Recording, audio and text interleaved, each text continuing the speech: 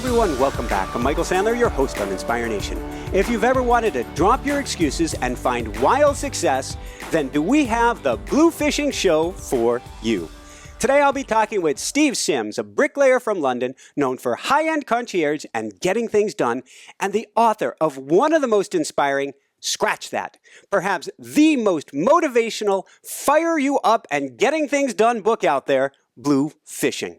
And that's just what I want to talk with him about today, about the art of making things happen. That, plus we'll talk about palm trees and choosing houses, Angel Crest Highway in Glendale, why if there's no passion, there's no point, the importance of Tinky Winky Po and one fish, two fish, red fish, and what in the world a Dominator naked and well burns has to do with anything. Gotcha. So welcome to the show, Steve. Are you ready to shine? I will do my best. I think you're already doing that. So a mighty woohoo! So before we dive right into things, Steve, I want to go back a few years. Actually, let's go way on back. Early childhood, and what was East London like? Oh, it was, keep it family friendly, it was a poo hole. It was full of people that got up at 7 o'clock in the morning and went to work and came home at 8 o'clock at night, and no one had a lot of money. It was literally the bum end of the working class of London. It's certainly not that now because they've converted everything into these trendy lofts and things. But when I was there, it was just a heavily working class area. And you fit into the heavily working class from a very early age. Yeah, my parents, my mum and dad had this tiny little construction firm which consisted of them, and they would go around doing patios and balconies and repairing cracks, and every now and then they would get to do like a house, which was a big deal. But yeah, they would just like scrape and buy, hustling on any kind of bricklaying and construction jobs they could do. And I went to school. I class myself now as an educated man, but school had zero to do with that. So I was just pushed through the mill, thrown out at 15, because in those days you actually left school early and went to college, but I didn't do the college bit. Woke up one morning, day after leaving school, and my dad's like, right, get ready, you're on the building site. And that was it. So I went from 15-year-old leaving school, 24 hours later, I was a working lad on a building site. Wow. And what is a HOD, and why is it important? So the HOD is a very, very strange thing. It's a V with a square on the back and no front end. What you do is you crisscross the bricks in it, and then you pick it on your shoulder and you walk up the ladder. So you're actually walking up a ladder with basically a small adult in this metal container on you, the weight of it in bricks. And then you get to the other end, you load the bricks, and then you go back down and you put more bricks in it. So you run up and down a ladder with this damn great thing on your shoulder. What did it teach you having to put 80? I was reading one of the stories in there. This is at least 80 pounds, and there's one story, and I guess this is a typical day, you'd had at least 30 trips up the ladder already. Oh, at least, yeah. You were, for the builders to be able to be on a construction site and do what they do, which is lay bricks as fast as possible, you've got to be there 45 minutes earlier and make sure that the entire scaffolded area is loaded up with bricks and cement, and then just keep it going. So you're there before they turn up. So when they turn up, it's action time. And then they go for dinner or for a coffee break. You've got to go up there and clean it all up and restack it. So you basically get there earlier. You miss out on a lot of the coffee breaks, and you're there later afterwards. So it's the poo end of construction work. Wow. So one day, as you're in this full time now, you had an epiphany. You're walking with your mom, and you saw her. Maybe you could share the story. She was looking off in the distance, if I understand it, a Gucci handbag. Yeah, it's funny how epiphanies happen and when they happen. But I remember my mum, every now and then on a Saturday, we would go into central London, into the big stores. And we have an area in London called Bond Street, and it's like the Fifth Avenue, and every country's got a Fifth Avenue kind of place. So we're walking through Bond Street, and we're on the opposite side of the road to Gucci. And this is in the 80s. And my wife stops, my mum stops, and she's looking in the window of Gucci from the other side of the road. And so I'm stood there like a little kid, a little Irish lad in East London, I'm looking around and I, tug at my mum's hand and I'm like, are we going over there, Mum? And she's like, no, son, no. And I went, but we can see. And it was a bag or something. She was looking in the window. I said, but we can go and see. And I said, we can go inside and have a look at it. And it was as though I'd kind of been rude. She turned around and she went, we can't go in there, son. She said, that's not for us. And then turned away. And there were two doormen. This was in the 80s where you had these big doormen outside to make it look more impressive. But it was so scary and intimidating. And they designed it to be that way and precocious that she could only look from afar, wish and dream, but then carry me off. And I remember walking away. And for me, and maybe this was one of the beginning molecules of the way I live, I just saw it as a shop. I saw it as no different to a bakery other than they sold bags. Mm-hmm. And I couldn't connect with what she was going through. All I knew is that, or what I thought I knew, is that I had said something wrong. I had upset my mum, and I couldn't fathom why she couldn't just walk over and walk in. And so if we go from there, as the switches are flipping, it's sort of like the locks on the door are coming off. Your dad had an expression he would always tell you about water. So my dad was the epitome of a Neanderthal, and I'm maybe 1 millimeter off of that. Blunt instruments were often referred to. And I just remember walking down, and this is a little bit later on in my life. I think maybe I'm about 16 years old. So I'm 16 years old. I'm in London. I was actually doing kickboxing at the time, so I thought I was tough. I thought I was invincible. It was that period of your life. And I remember walking down the road with my dad. My dad was smoking, always smoked, didn't even look at me, but put his hand on my shoulder. And he said to me, and he's looking straight forward, and he went, son, no one ever drowned by falling in the water. They drown by staying there. And then he takes his hand off, and we carry on walking. And again, I was looking at him, and I just couldn't, I had no idea where this had come from. We weren't conversing. It had come out of nowhere, and I was stood there going, I had no idea what it was. It was only until many years later that kind of kept coming back. And it's funny, I have to say that when I was in my late teens, early 20s, if I had been interviewed like I am now, I'd have referred to my life as incredibly poor because we had no money. But the values that I was taught from that age, it wasn't until I was in my late 20s, and I'm glad it happened. For some people, it never happens. But I was thrilled when I got to my late 20s that I realized I was so wealthy in my youth. I was protected. I was fed. I was taught how to work. Never whinged. I got on with it. The job's not done till it's done. All of that growth that I had there that I wasn't aware I had until I was a bit older.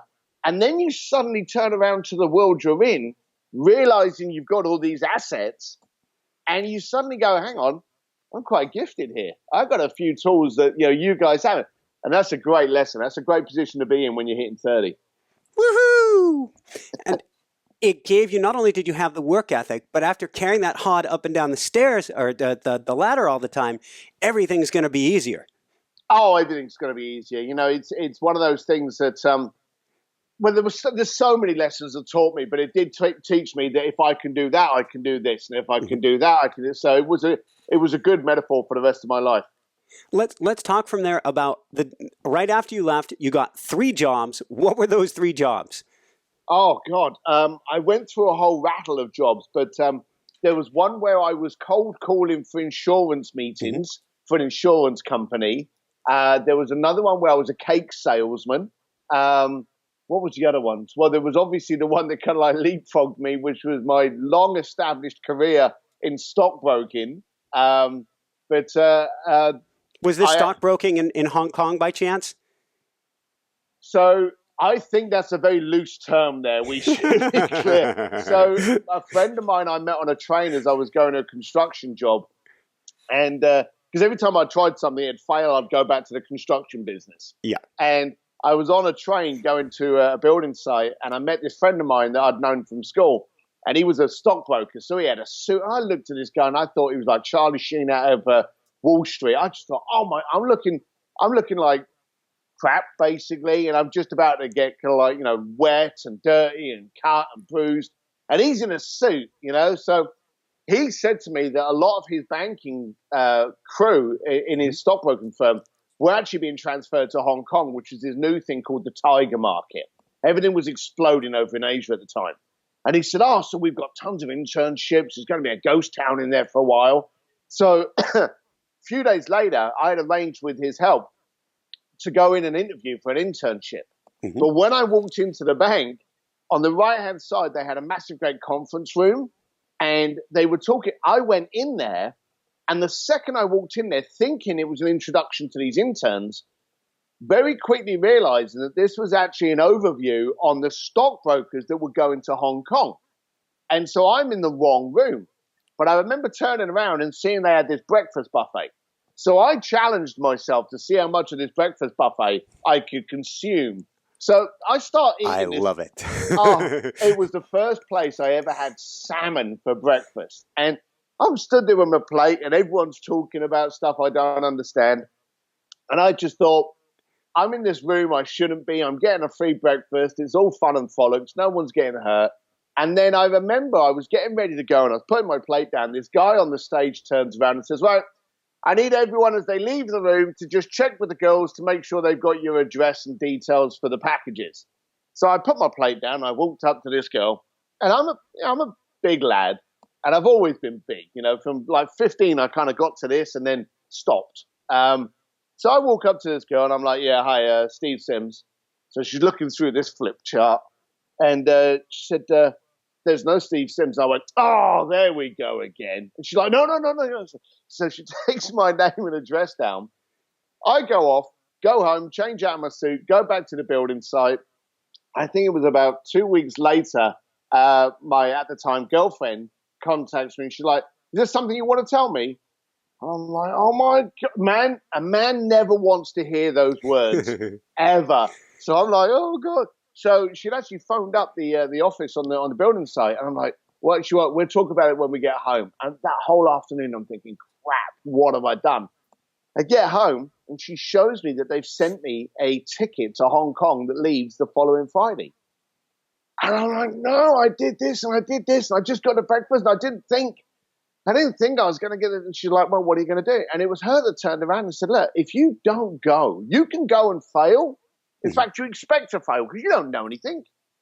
But what if you don't? What if this is our future? What if this is the chance you're looking for? And it was her that kind of gave me that kind of like push. So I went. I actually packed up. I borrowed my dad's suits. I flew to Hong Kong. I landed on the Saturday. I partied with the boys on the Saturday, partied with them on the Sunday, went to orientation on the Monday, and I was fired on the Tuesday morning when they realized I had no idea what I was doing, and they'd obviously just employed someone that had no idea. Oh, no. Shortest career ever. And perhaps the most important career because it got you on your feet someplace where you had to hustle. Yeah. I was never frightened of being uncomfortable. I remember Joe Polish used to turn around and say, get comfortable with being uncomfortable. Mm-hmm. I had this feeling, and this was wrong, but it was good for me at the time. I thought I had nothing. Yeah. And I thought I was poor. And I thought I had nowhere to go. So I had nothing to lose. So getting into a room where, I had an opportunity or I got a free breakfast or so, I was never uncomfortable with any of those positions because it wasn't as though I could go any further down. So now I'm in Hong Kong and it's a case of, at least I'm somewhere different. What am I going to do? And I didn't know what I was going to do until one fateful night. I was sitting at a bar, and God made me this size for a reason, I think. And I'm sitting at this bar, just actually starting to get depressed. I think this had been maybe about a week, because this is the funny thing. Because the bank had actually brought me over to Hong Kong, mm-hmm. They had to give me the ability to live in the same apartment with all the other brokers for 3 months. Now, every single broker hated me.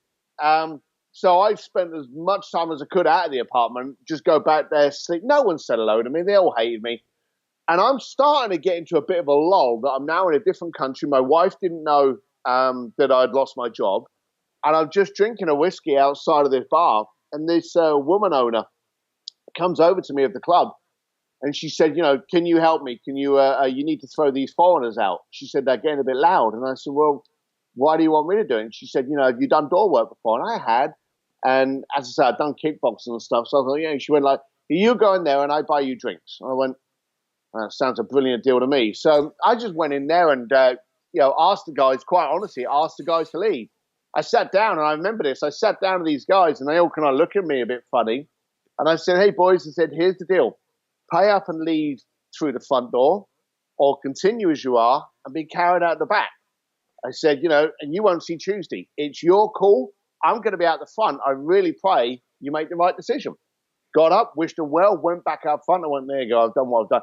And they all walked out. So then she employed me as the head doorman for the club, and that started the whole thing. Awesome. And then from there, what's fascinating to me is this usually doesn't go this way, but with you, some magic. You've put in the time, so it's not just luck. I'll take that in quotes, and we'll talk more about luck later. But you had 3 guys one day come up to the bar, you turned them away, and then had to tell your boss about it. Yeah, I had this, once I now had a little bit of an income, and I think more than anything, not the income, because working on a door doesn't get you a lot of money. It gets you a few tips, but not a lot. I had a purpose. At each night, I had to be somewhere. So now it's like, okay, I've got to do it. So you had that purpose. And then you were thinking, and again, this is always me, what's next? Yeah. How can I make this better? Where can I take it? I always tried to ask myself those questions. Where's this going? I didn't want to do something and go, well, it's not going anywhere. So I thought to myself, as this is a tiger market and so many foreigners are coming in from Australia, America, Germany, big lot from Germany, I thought to myself, if I can communicate with these people and get in a rich person's world, well, guess what? I'll get offered a job because I'm brilliant. I had no idea what I could do, but I just thought to myself, if I attract wealthy people, great, because poor people can't afford me. I know what being poor is like. You can't afford anything. So I only look after the rich people. And these 3 guys came over to me one night, and I was trying to build up some kind of interaction with some of the regulars. And I'd seen these guys before, and they went to go in, and I went, sorry, guys, not tonight. And they looked at me as though I wanted to kind of kill them, or, they looked a bit concerned. And I went, no. I said, you can if you wish, but it's not happening in there. It's a quiet night. I got a feel it's going to be a quiet night. There's a couple of big parties going down the road. You'll walk in, you'll pay the cover charge, you'll feel you got chumped, and you won't come back. I said, so I'd rather you came in when the night's really good. In fact, and I gave them a recommendation of another club to go to. And I said, when you get down there, tell them SIMS sent you. And so they did that. And then the owner came running out and told me, I said, look, these are your regulars. If you've got a bunch of tourists coming in, fine, flood them in. But you lose these regulars, the expatriate community is so small, they won't come back. And she was really cool because then she actually threw the gauntlet down. She was like, well, how can you make it good? And it's like a Tuesday night. And I went, oh, I don't know. So again, there was a challenge. So I started to think of different ways how we can make Tuesday. And I said to her, look, I get half the door, I get, a percentage of the bar tab. And so, I just started looking for where I could take it. And then I started doing my own parties. And of course, people started coming over, and I did them in clubs. And then I took the big jump once I had a decent list, and I did it in a penthouse. There was a new building going up. The penthouse had been finished as that demo, and the rest of the floors were raw. And so I took over the penthouse and threw it in there, and then I'd throw them in the yachts. And the parties just got bigger and bigger. My network got bigger and bigger. And I gave people the fantasy of a really cool party. Woohoo! Pretty cool. It seems like one of the pieces, very, very cool. First off, there are a couple elements to address here, and then we're gonna dive into more details of the book here. First off, where did this presence come from? Because you were able to step back and not just be at the door, but understand what was going on at the door. And I'm going to use the door as a metaphor. You were looking at more of the bigger picture.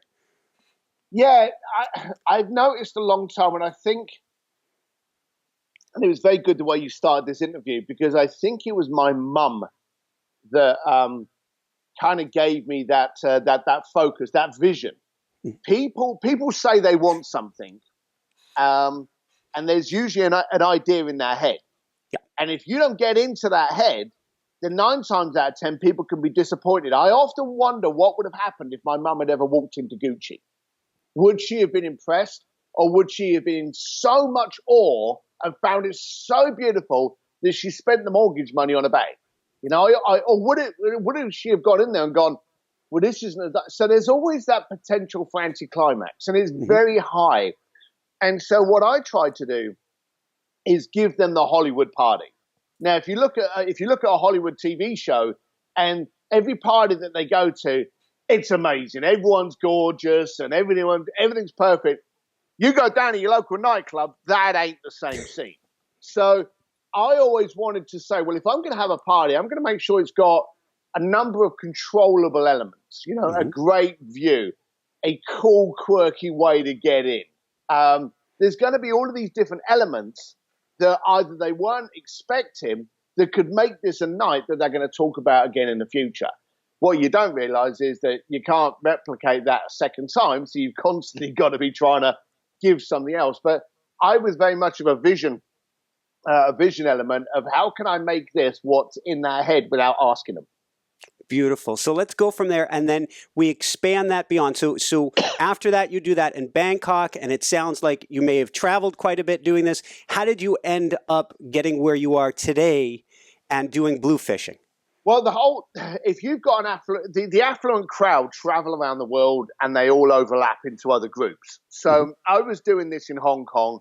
Then I had people doing going down to Bangkok.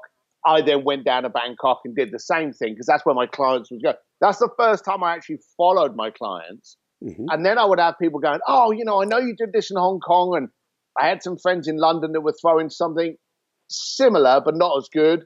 And I would try and help out by direct people there. And so then people actually started coming up to me and going, these are great. Do you know anyone in Monaco? Oh, and I'm going to Stade for the polo, for Cartier polo. Or I want to go to Milan for the fashion week. People started asking me as though I knew. And I remember the first time I got asked about Monaco, I was like, yeah, I should be able to handle something like that. I'll come back to you in a few days. Went home. We didn't have Google in the early 90s. I'm phoning my buddies trying to find out where Monaco was. I didn't even know where it was. But then I found out and I started going, well, okay. And it's the same ingredients in all of these areas. So if you can lock into one of those, let's say for sake, you're the owner of salt. You can be in every recipe around the planet.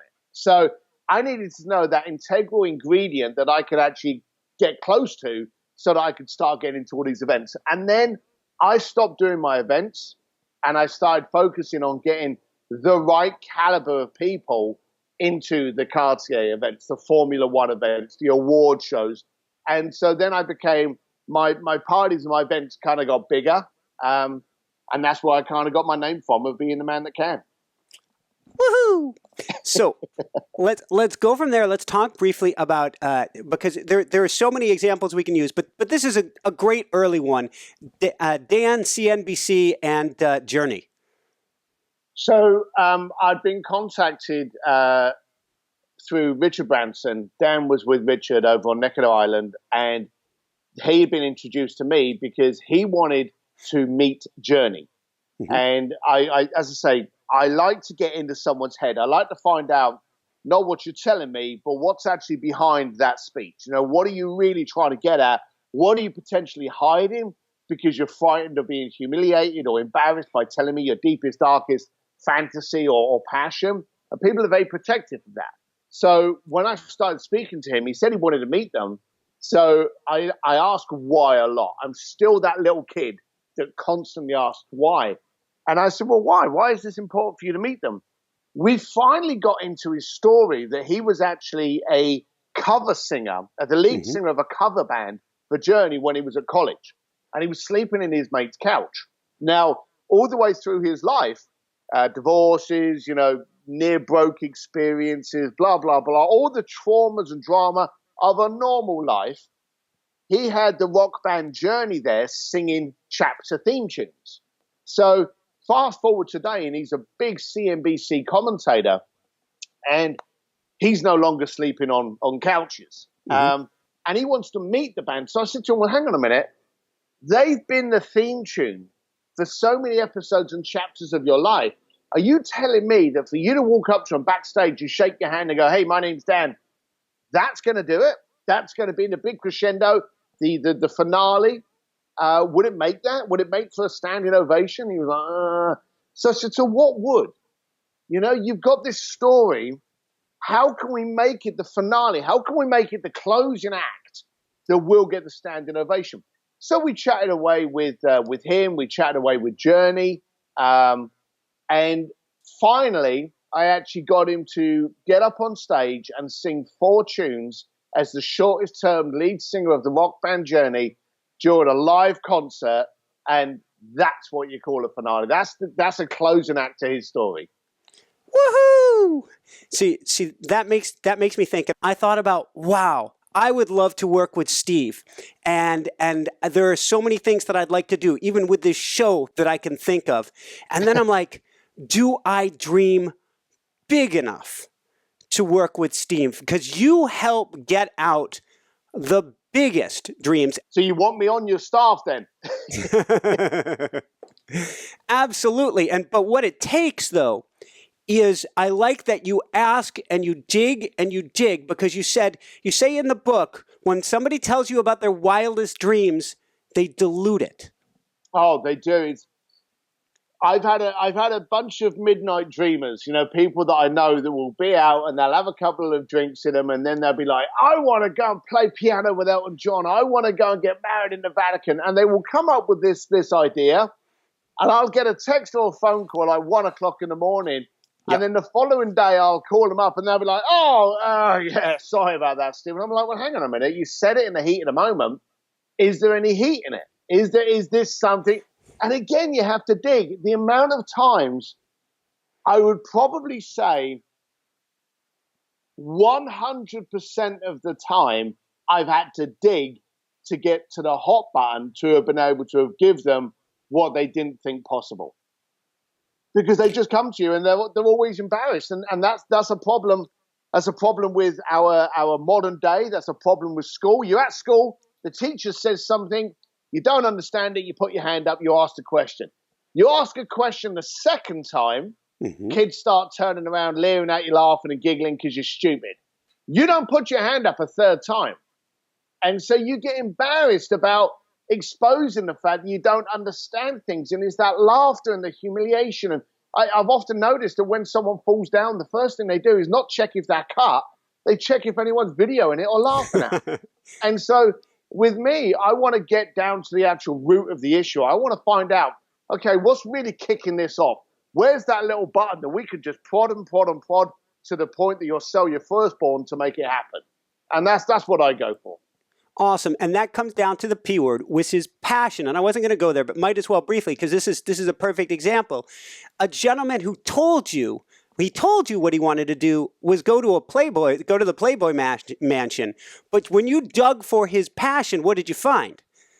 So he actually phoned up. We had an office in Palm Beach. He phoned up the office in Palm Beach and he spoke to one of my girls and he wanted to buy 2 tickets to the actual Playboy mansion parties. Mm-hmm. Now, Playboy got diluted over the years, but this was back in like 2003 where Hugh Hefner was personally throwing these parties.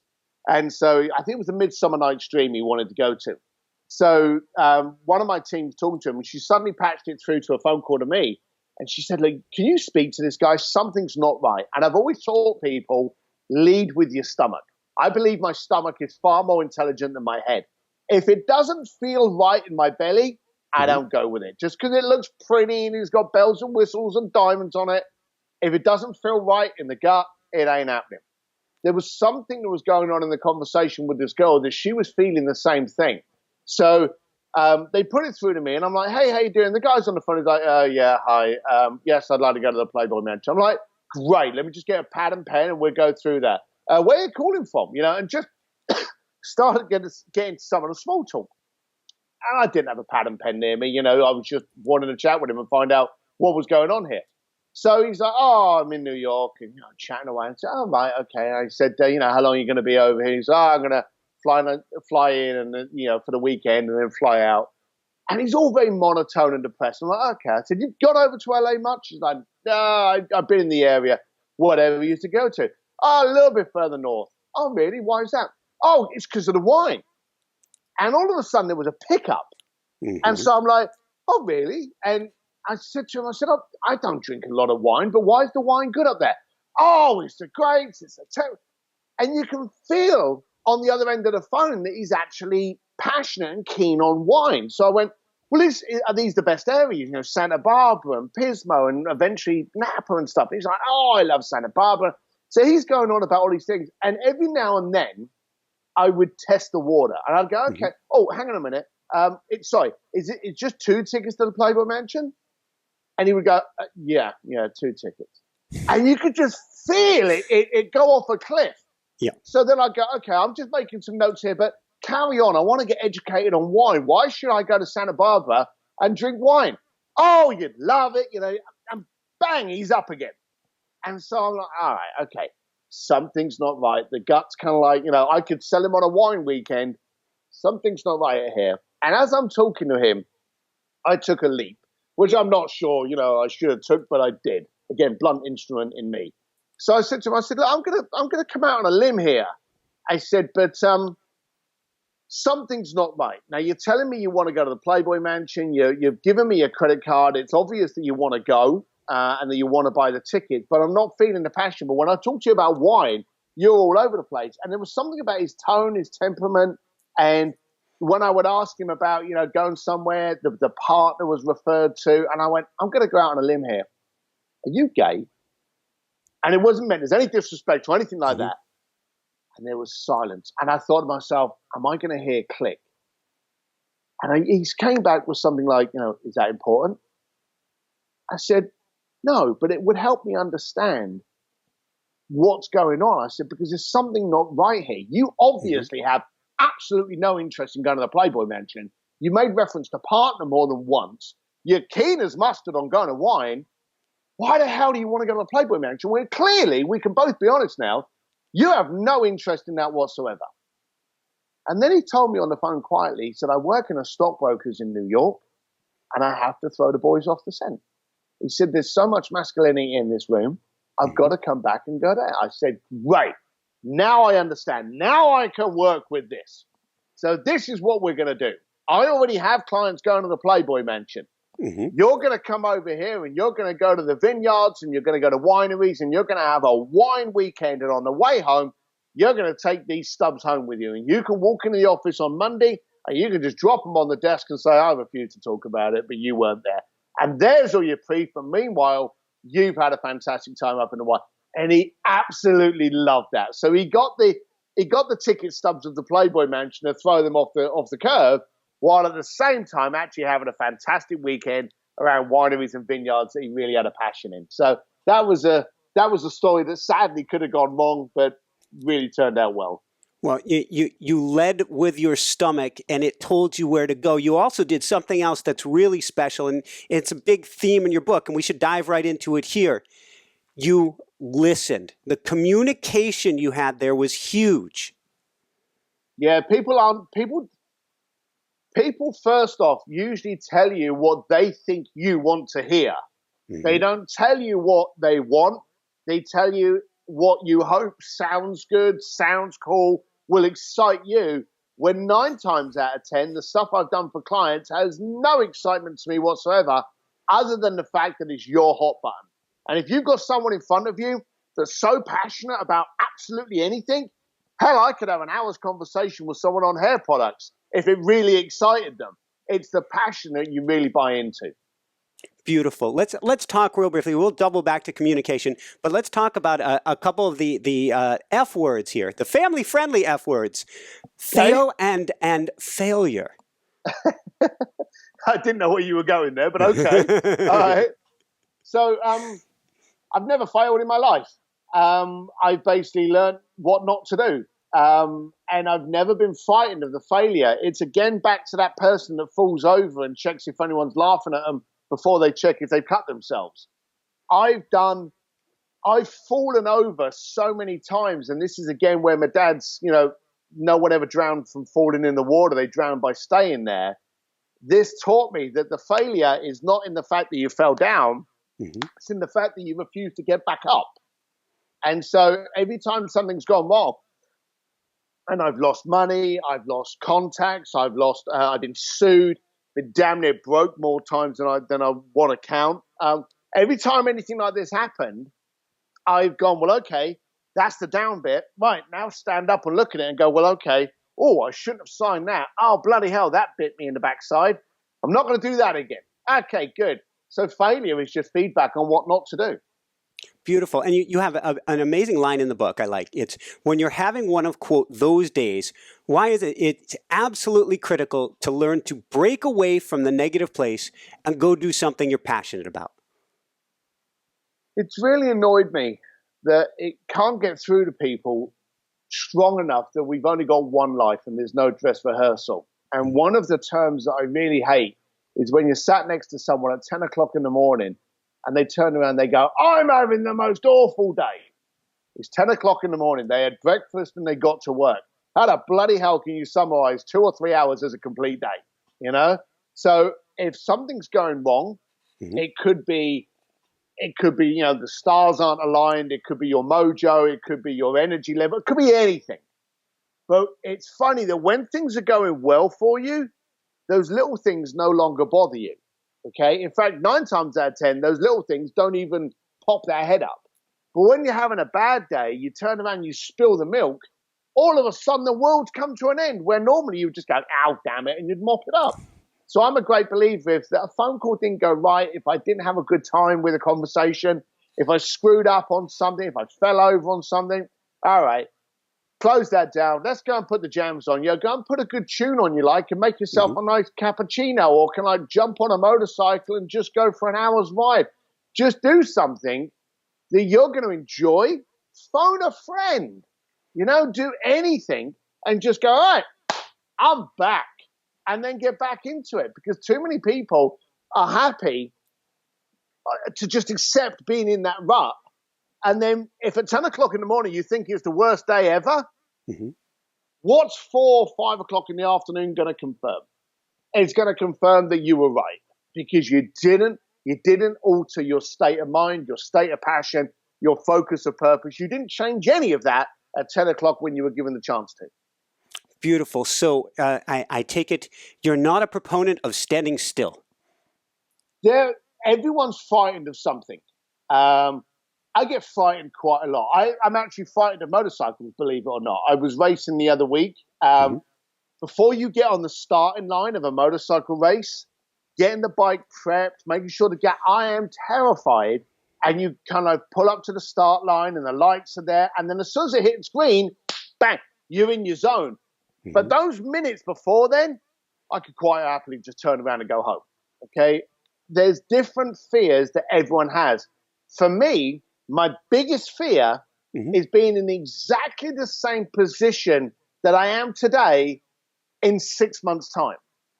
Now, let's be honest, my position in life is nice. I've got a lovely life. I've got great network. I have great fun. I've got bikes. I've got whiskey. I'm having a cool chat with you in the morning from LA.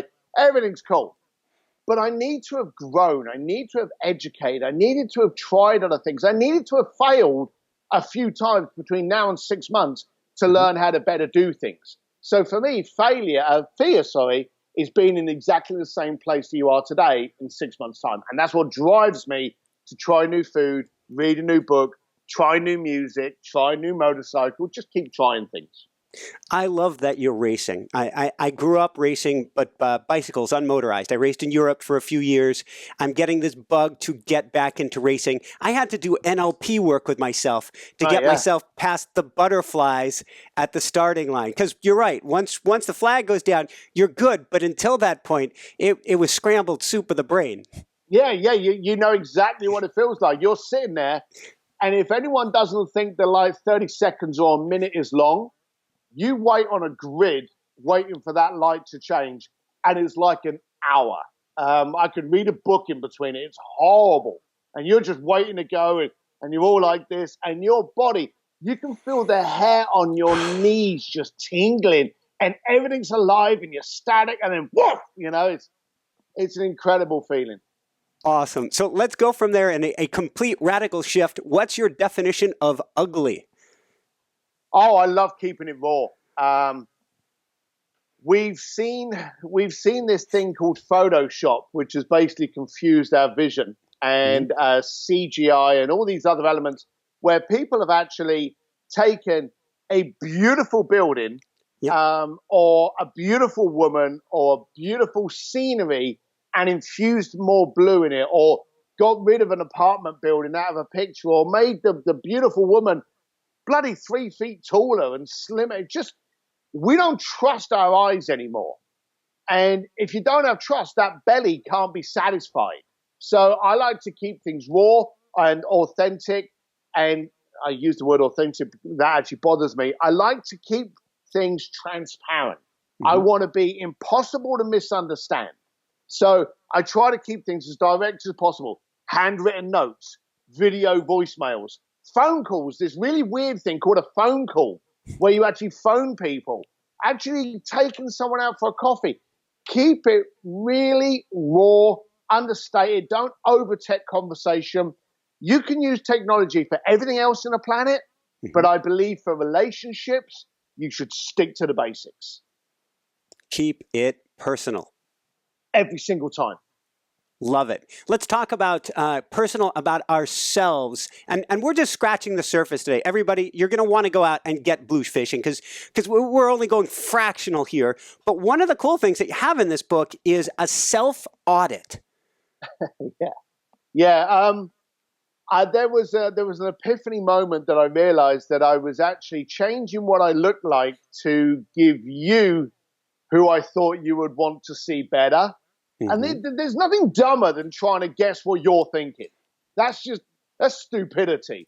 But I was, and a lot of entrepreneurs do that, because as entrepreneurs, when something's going right, the next step is we screw it up because we put it under a magnifying glass, think we can outthink it. And I was trying to guess someone's head zone. So I changed. I suddenly found out the people I dealt with were no longer connecting with me. How could they? Because I hadn't given them me. I'd given them an avatar of me. And so I went back to look at my circle and my life, and I realized that I want to be able to talk to people and them to know who Steve Sims is. So for the gut to not feel concerned, I didn't want to wear a costume when I went to a party. And a lot of people will go to an event, will go to a networking event, and they'll put on a sharp suit and they'll spend 20 grand on a watch because people know it's a 20 grand watch. And they will walk in and they'll be like, they're not comfortable.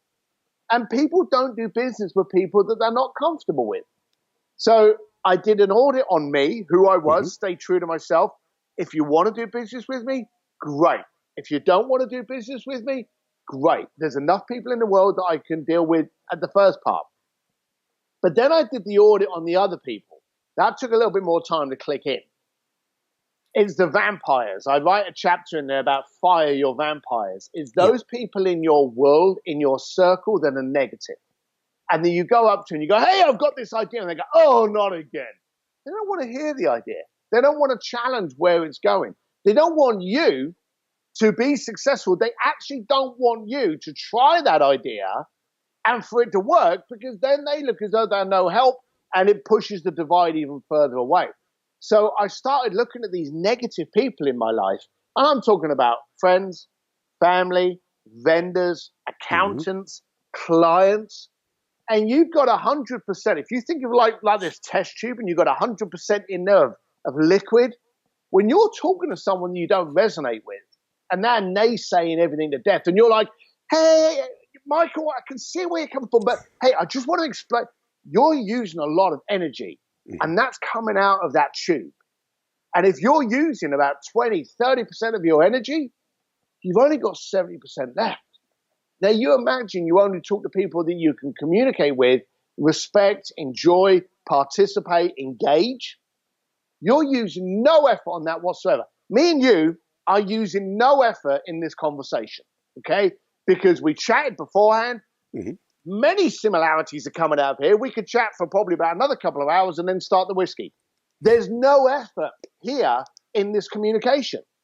So all of our focus can be on enjoying the moment, talking about different things. So I go through there and I actually ask you how to design your circles, self-audit where they sit in those circles, and then basically implode one of those circles. Get them out. And I talk about, do you want me to tell about the chug test? Yeah, yes, because we have a similar one, but slightly different. We have the hug test. Oh, yeah, but would everyone want to be hugged by me? Let's be honest. That may concern a few people. But I had this thing once that very primitively, if you're walking up a street and a client, a family member, a vendor, anyone else is on the opposite side of the street, do you A, look to the window to your left and pretend as though you're really interested in those baby strollers? Or do you go right, run across the road, jump in front of whoever that person is and go, Michael, how you doing? Let's go chug a beer or let's have a coffee. So which one of those are you impulsed to do? And if it's the one where you want to avoid them and turn around and look in the window, that's an X. That person's got to be fired. So only associate yourself with people do you want to do that with. And here's the byproduct of that. All of that energy now fuels you to be 20, 30% bigger than you are. There's nothing that energizes you better than speaking to 5 people that are energized and passionate. You suddenly have no test tube. You've suddenly got a bucket. Woohoo! So, talking about energy, and that's really, it's a big theme here we're talking about today. One of the things you talk about in your book is focusing on your strengths, ignoring the weaknesses. Oh, yeah, that's Dan Sullivan. He said if you focus on your weaknesses, you end up with a bunch of really strong weaknesses. So if there's anything that someone can do, and this may sound a little bit complacent, but stick with me. If there's anything that someone else can do just as good as you, pay them to do it. Now, this could be bookkeeping. It could be posting your stamps. It could be walking your dog. Anything that they can do to the same level as you that you don't enjoy, because walking your dogs, a lot of people enjoy. But all the other stuff, get it sent off to like virtual assistants, partners, anyone else in the team. So what you end up doing is a lot more in the day of your secret sauce. It's your 5%. And when you can find that and go, well, hang on, I'm really good at negotiating. Yeah, you're all very good, but you're not as good as my superpower. Therefore, if all of the other stuff you can do just the same as me, you do that and let me do more of what I do exceptionally. That's where your superstar status comes out. Do you still have the chef?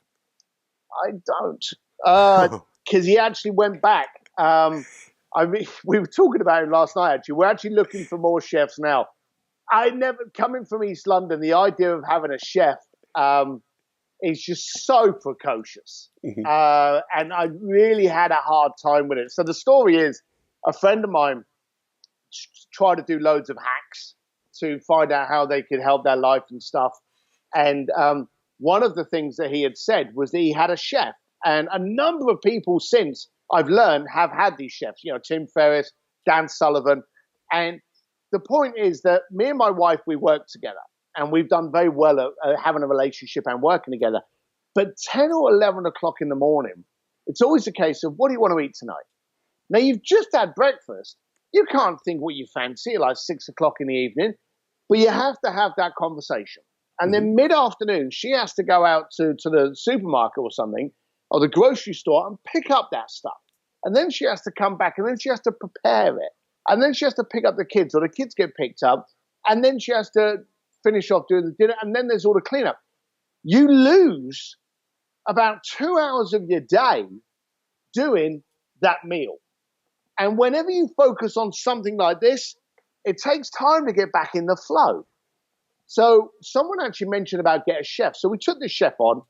We told him on the weekend, look, we're trying to lose a bit of weight. I don't have any allergies. I don't really like, tofu. You talk to the chef, and then every night at 5:30, he would knock on the door, hand it over, cooking instructions would be written on the top, and then that was it. We suddenly found out the 11 o'clock conversation disappeared. We maintained our flow. In the afternoon, we worked all the way through until one of us picked up the kids.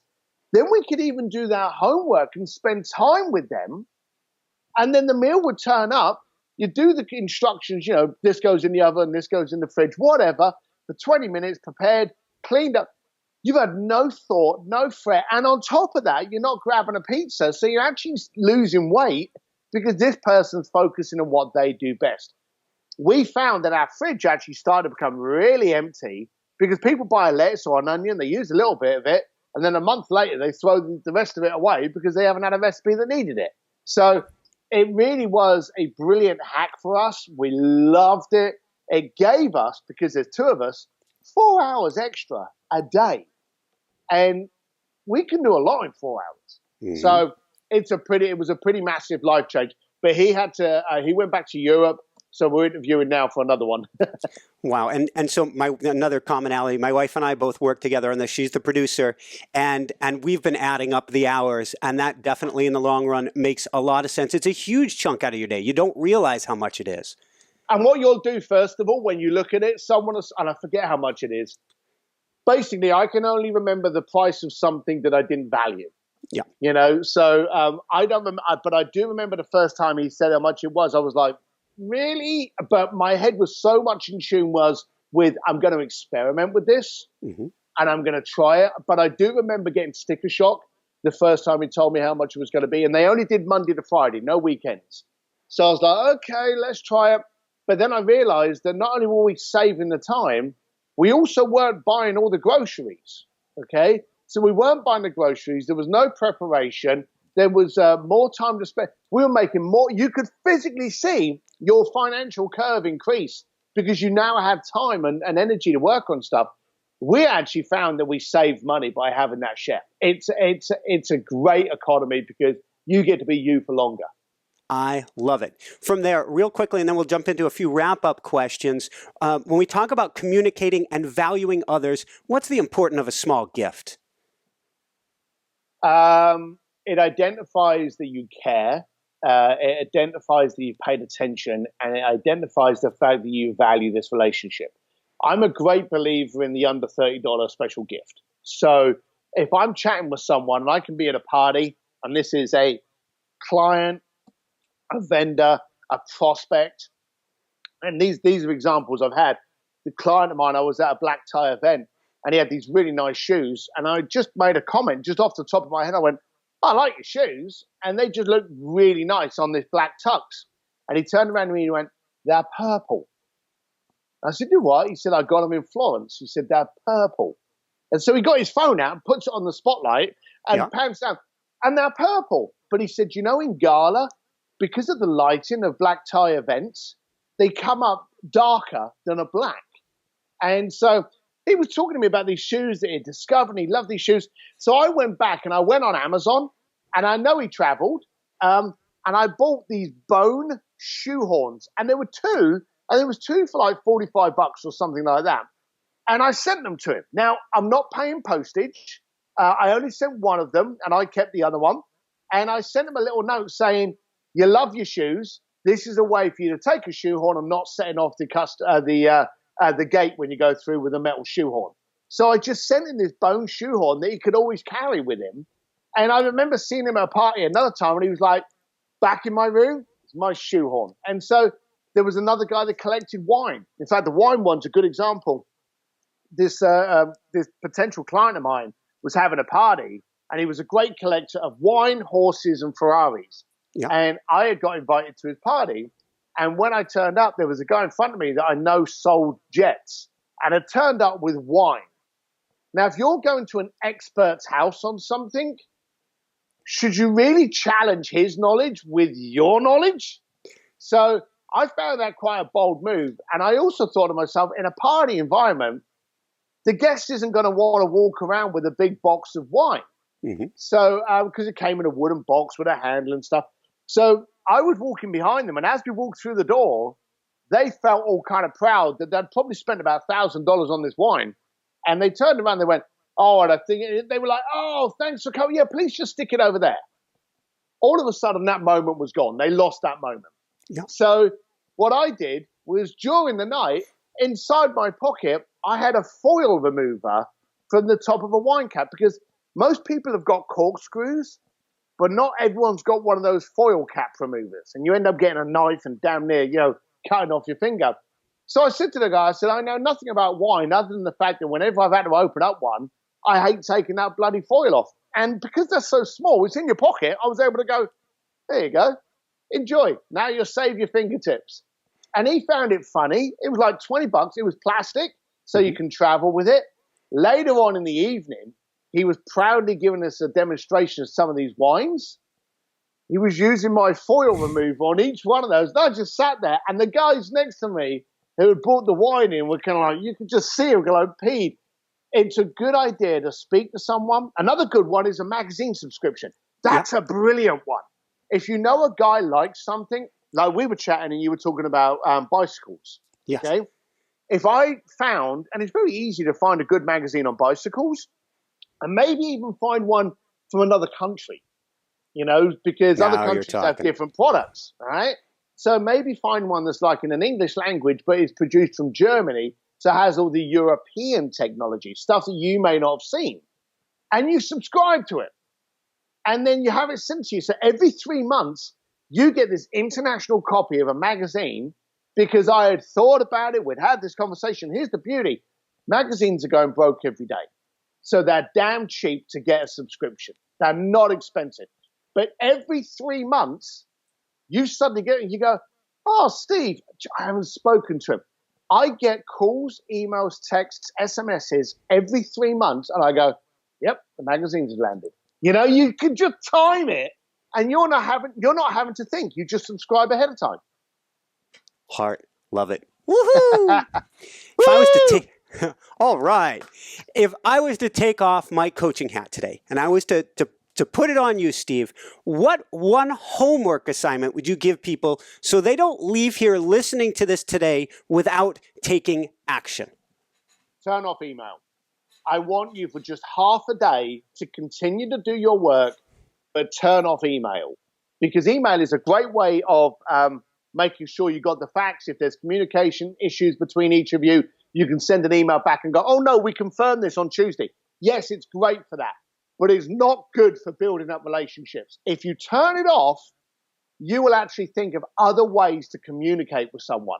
And it will be by this dastardly thing called a phone call, or writing someone a handwritten note, or subscribing them to magazines. There's so many other ways there that gets your tone, your brand, your identity, your passion out, shows that you're paying attention to your client rather than sending them an email. So if you forget you have email, your creativity will come out on how you communicate with people and get a piece of you in the process. Which means always get their address so that you can even send them this thing called a letter. Yep, all the time. Awesome. So Jessica, my wife, she's the producer. She always wants me to ask a question, advice for parents for their kids. And you've got 3 kids yourself. What advice would you give parents today? So they're being bombarded with every platform that they think teaches them to communicate. There's everything from Snapchat, Facebook, their tweets and everything. Try and install the art of negotiation and communication. It's still the only app you cannot download. Mm-hmm. So talk to the people. And I know from a business perspective, and I don't know if you do this, but when I'm on a phone call, I'll sometimes be on a phone call on speakerphone, or when I'm in the car, I'll have the kids in the car so they can listen to it. And then I will end the call, and then I'll interview the kids. I'll turn around and go, well, cool. Do you think they like Daddy? Do you think I got that deal? And you'll get your little 8-year-old go, yeah, Daddy, they love you. Yeah, you're going to be rich. You go, oh, great. Why do you think that? Oh, because he laughed at your joke, you know. But they pick up on those little things. Mm-hmm. And then as they get older, that art of negotiation, that art of communication is how you build up valuable relationships. And that, to me, is everything. Everything else in the planet, you can employ someone else to do other than the ability for you to be able to communicate.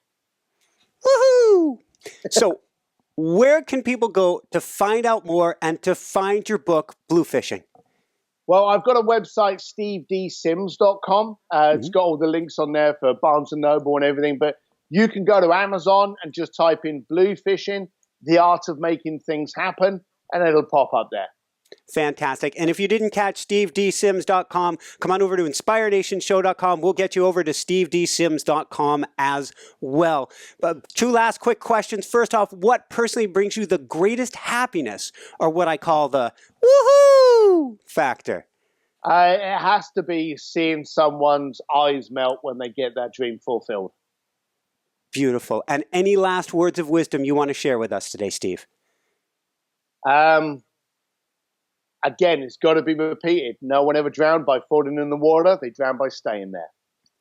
Thank you so, so much. This has been so much fun, Steve. We could definitely continue on and on and on. Everybody, go out and get Bluefishing, and one thing's going to change. You're going to take action. The excuses are going to go away, and you are going to find yourself within chapters of the book, not at the end. You're going to be putting the book down. You're going to be writing a letter. You're going to be sending something to someone, or you're going to be taking action on your life. So thank you so, so much, Steve. Appreciate it. Good fun.